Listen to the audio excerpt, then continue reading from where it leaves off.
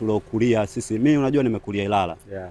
Mimi nimekulia mtaa Nzasa, na kipindi kile kwa sababu tunafanya harakati za sanaa, vijana center pale ndio ilikuwa ni sehemu moja hapo ya sisi vijana kukutana.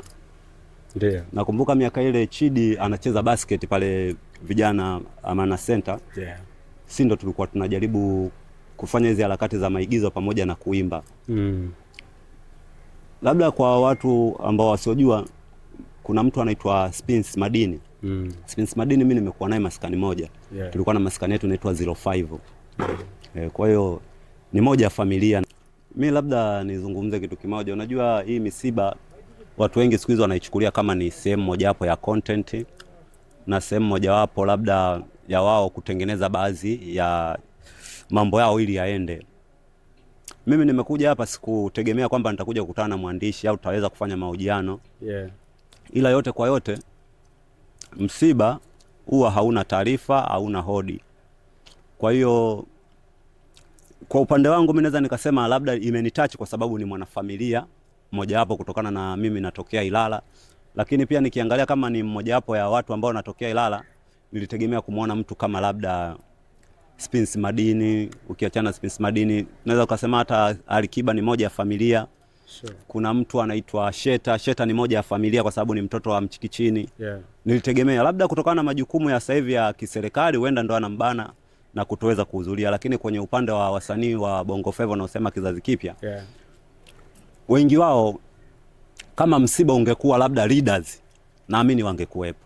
Lakini walivyosikia Chanika, unajua kwanza Chanika ni fire, yani ni mbali. Sasa sijajua labda huenda kutokana na maisha yetu ambao tunaishi ya kuigiza, kwa kuna mtu muda mwingine yani anatafuta sehemu ambayo anaweza kutengeneza attention.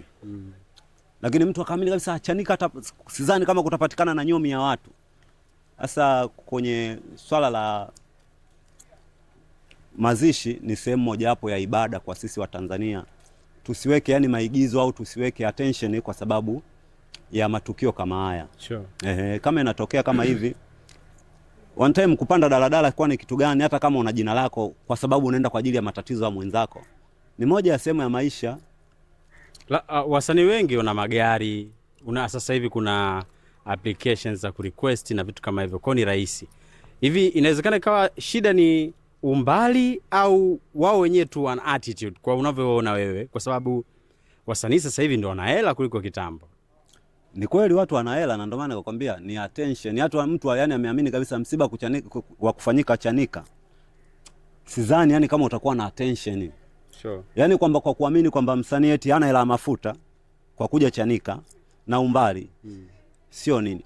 Kama ilikuwa ni umbali, kama unakumbuka miaka nyuma, mimi nakumbuka msiba wa Shalo Millionaire. Sure. Watu walimwagika kweli, kwa sababu ulikuwa na attention. Kweli.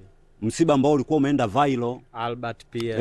Umeona? Yeah. Kwa hiyo kuna misiba mingine mtu anaangalia kutokana na, sijajua kwa sasa hivi wasanii wenzie Chidi Benz wanamchukuliaje. Sure. Lakini kama mwanafamilia sidhani yani kama kuna mwanafamilia. Mimi Blaza Duli sijamuona, sijui kama yupo pia. Lakini ni moja ya sehemu ambayo Duli alikuwa sio mtu wa kukosekana. Sure. Sasa sijajua wanamchukuliaje Blaza Chidi kwamba sasa hivi kwa sababu hayupo kwenye piki au ndo vile kwa sababu aliingia kwenye madawa lakini kama ni swala kuingia kwenye madawa, tumeona mtu amerudi. Sure. Chidi wa hapa katikati sio Chidi wa leo. Sure. Sawa, okay. Neno lako la mwisho la kuambia wasanii ambao sasa hivi watakuwa wanakutazama, una kipi cha kuambia? Kipi cha kujifunza na kurekebisha ili kila kitu kiwe sawa? Hizi stories zimekuwa zinajirudia mara kwa mara. Mimi labda niwaambie tu, msiba una mwenyewe. Mwenzako anapokutwa na tatizo, tutambue wote pua zetu zinaangalia chini. Sure. Unaweza ukachukulia poa kwa leo msiba mamake Chidi, ila kuna leo kesho wewe mama yako bado hujamzika, utahitaji pia watu waje kumzika.